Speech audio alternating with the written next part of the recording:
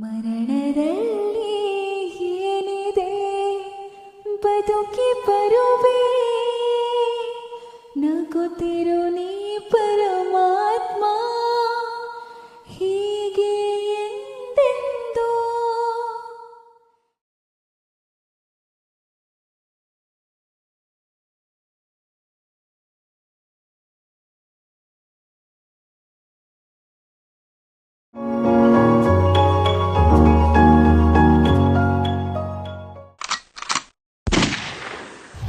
ಭೂಗತ ಲೋಕದಲ್ಲಿ ತನ್ನದೇ ಆದ ಸಾಮ್ರಾಜ್ಯವನ್ನು ಕಟ್ಟಿ ಯಾರಿಗೂ ಮುಟ್ಟಕ್ಕಾಗಲಿರುವ ರೀತಿ ಬೆಳೆದಂತಹ ವ್ಯಕ್ತಿ ಕಾಲಭೈರವ.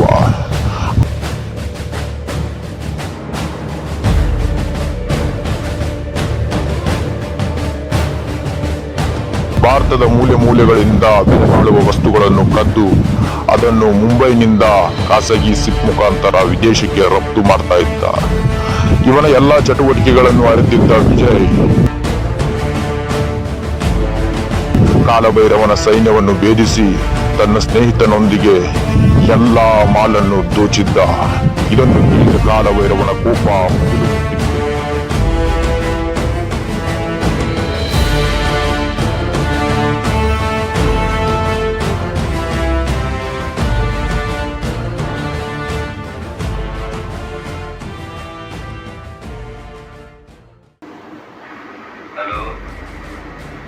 ವಿಜಯ್ ಬೆಳಗಾವಿ ಹೊಂಟಿದ್ದಾನೆ.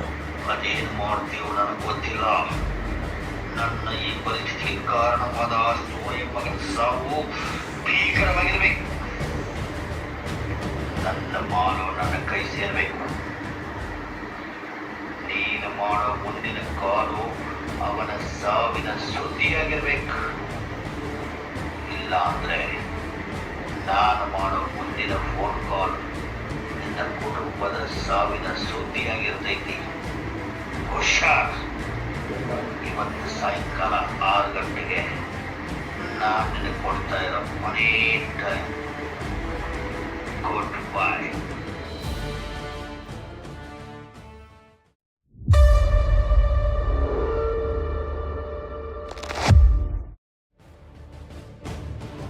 ಯಾಕೋ ಜಳಕ ಮಾಡಿಲ್ಲ? ಮಾಡಿಲ್ಲಪ್ಪ. ಯಾಕೋ ಸುಳ್ಳು ಹೇಳತ್ತಿ? ನಿನ್ನೆ ಹಾಕಿದ್ದ ಕೈಯನ್ ಬ್ಯಾಂಡೇಜ್ ಹಂಗ ಐತಿ, ಮತ್ ಸುಳ್ಳು ಹೇಳತ್ತಿ?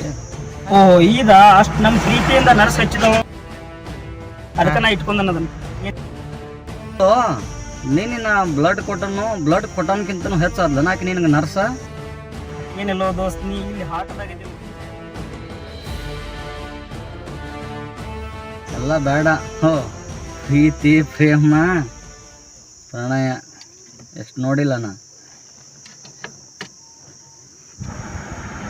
ಸರಿ, ಒಂದು ಕೆಲಸ ಮಾಡು, ಇನ್ನೂ ½ ಟೈಮ್ ಇದೆ. ಸೀದಾ ಹೋಗು, ಆ ಬ್ರಿಡ್ಜ್ ಇದೆಯಲ್ಲ, ಆ ಬ್ರಿಡ್ಜ್ ಹತ್ರ ಹೋಗಿ ಡೌನ್ ತಗೋ.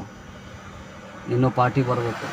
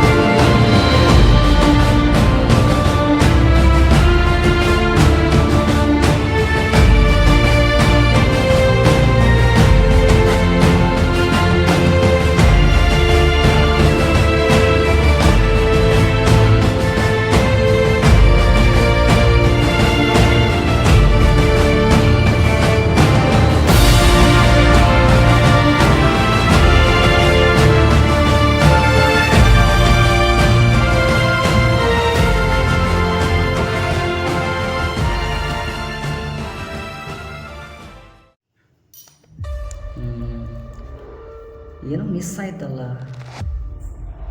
ಏನೋ ಮಿಸ್ ಆಯಿತು.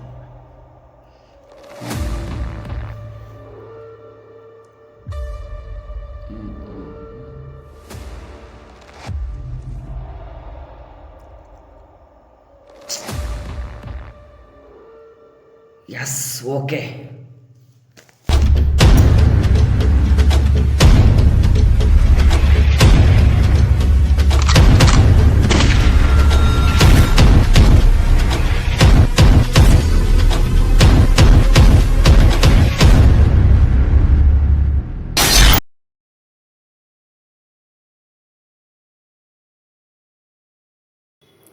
ಮುಗಿಸ್ದಾ?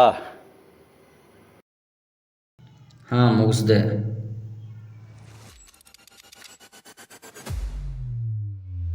ಒಬ್ಬ ಫ್ರೆಂಡ್ಗೆ ರಕ್ತ ಕೊಟ್ಟು ಜೀವ ಉಳಿಸೋದು ಗೊತ್ತು, ಅದೇ ಅವನು ದ್ರೋಹ ಮಾಡಿದರೆ ರಕ್ತ ಸುರಿಸಿ ಜೀವ ತೆಗೆಯೋದು ಗೊತ್ತು.